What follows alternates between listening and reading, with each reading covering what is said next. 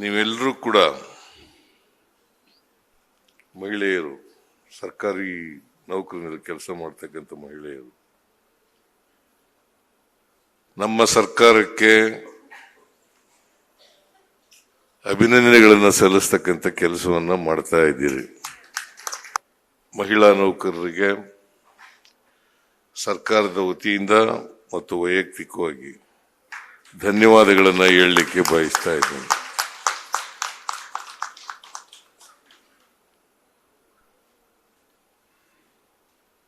ಮಹಿಳೆಯರಿಗೆ ಋತುಚಕ್ರದ ರಜಾ ದಿನವನ್ನು ಕೊಡಬೇಕು ಅಂತೇಳಿ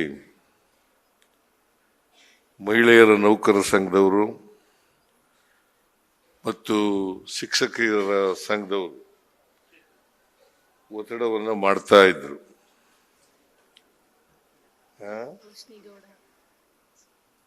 ಯಾರು? ಶ್ರೀಮತಿ ರೋಶಿನಿ ಗೌಡ ಅವರು ಕೂಡ ಒತ್ತಾಯ ಮಾಡ್ತಾ ಇದ್ರು.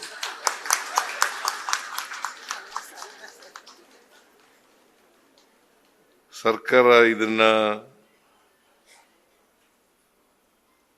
ಅಗತ್ಯ ಇದೆ ಅಂತೇಳಿ ಪರಿಗಣಿಸಿ ನಾವು ಒಂದು ದಿನ, ತಿಂಗಳಲ್ಲಿ ಒಂದು ದಿನ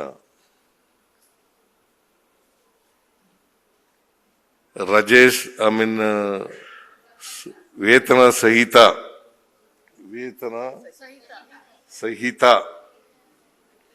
ರಜೆಯನ್ನಾಗಿ ಘೋಷಣೆಯನ್ನ ಮಾಡಿದ್ದೇವೆ.